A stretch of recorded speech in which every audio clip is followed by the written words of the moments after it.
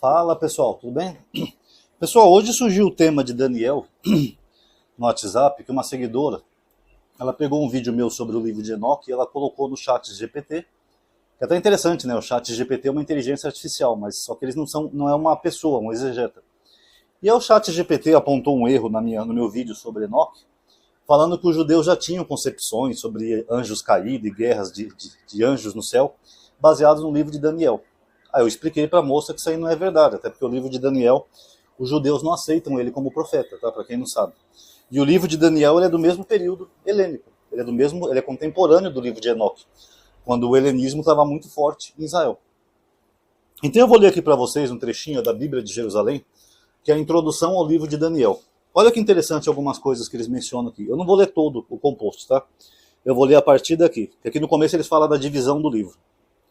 A data desta é fixada pelo testemunho claro fornecido pelo capítulo 1.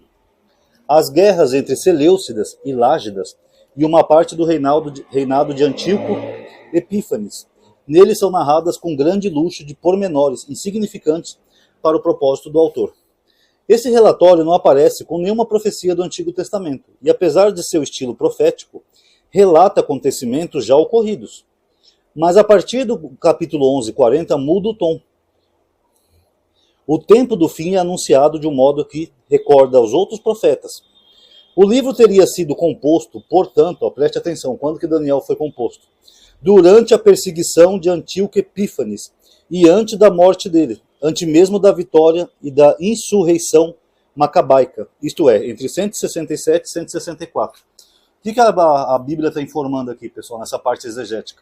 Que o livro de Daniel, ao contrário do que os evangélicos pensam, ele não foi escrito na Babilônia. Porque o cristão pega esse livro e ele pensa que Daniel está lá na Babilônia, escrevendo, Nabucodonosor é o rei, etc. e tal.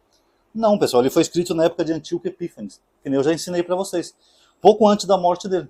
Então o livro se situa na época do helenismo grego. Tudo que você vê ali no livro de Daniel, de Babilônia, fornalha, Nabucodonosor, leão, tudo isso daí é falso, tá? Vamos continuar aqui a leitura. Não há nada no resto no livro que contradiga essa data. Os relatos da primeira parte situam-se na época da Caldeia, mas certos sinais mostram que o autor está bastante longe dos acontecimentos. Ele não conhecia a Caldeia. Baltazar é filho de Nabomides, e não de Nabucodonosor, como diz o texto. Isso aqui é um erro do livro, tá? E nunca teve o título de rei. Dário, o Medo, é desconhecido dos historiadores e não há lugar para ele entre o último rei caldeu e Ciro. Então, de onde que ele tirou esse Dário, ninguém sabe. Entre Ciro, o persa, que já havia vencido os medos. O ambiente neobabilônico é descrito com termos de origem persa. Então ele ignora que são termos diferentes. Até mesmo os instrumentos da orquestra de Nabucodonosor trazem os nomes transcritos do grego e não lá da língua dos caldeus. Então não tem nada a ver com a época em que o livro se passa. As datas apresentadas... Deixa eu passar a sirene. As datas apresentadas no livro não concordam entre si, nem com a história tal como a conhecemos e parecem ter sido postas no início do capítulo sem grande preocupação com a cronologia, ou seja, os 7 primeiros capítulos de Daniel, tá? O autor utilizou tradições orais ou escritas que circulavam na sua época. Os manuscritos do Mar Morto contêm fragmentos de um ciclo de Daniel que tem semelhanças com o livro canônico, em particular, uma prece de Nabomides, que recorda Daniel 3:31, em que o nome de Nabucodonosor substitui o de Nabomides. O autor ou suas fontes apresentou como herói dessas histórias piedosas certo Daniel ou Danel, que Ezequiel menciona como justo e sábio dos tempos antigos, que é mencionado também, preste atenção, nos poemas de Hashanah, escritos do século XIV antes da nossa era. Eu já fiz um vídeo sobre isso aqui para membros, tá, recentemente. Esse Danel, ele é um personagem de Hashanah, ou seja, são escritos mais antigos que citam esse tal de Danel, que não é nem o Daniel. Então é provável que o autor tenha se inspirado nisso, para criar esse protagonista aqui da Bíblia. Ou seja, não é um personagem real. É um personagem de outra época, lendário, talvez até mitológico, e que o autor usou para fazer o livro de Daniel. Vamos continuar aqui. Essa data tão recente do livro explica a sua posição na Bíblia hebraica. Foi admitida após a fixação do cânon dos profetas e foi colocado entre Esther e Esdra, no grupo heterogêneo dos outros escritos, que forma a última parte do canon hebraico. O que ele está dizendo aqui? Que na Bíblia hebraica, Daniel não fica nos profetas.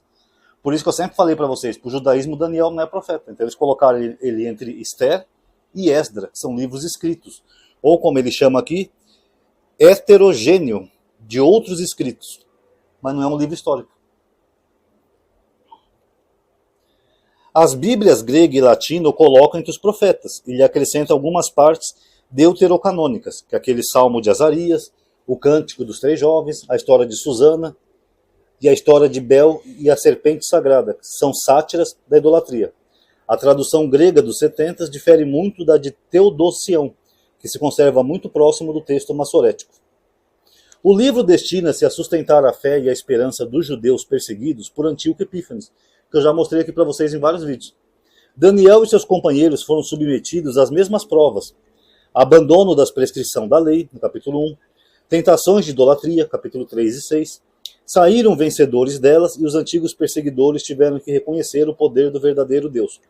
O perseguidor moderno é descrito com traços mais terríveis.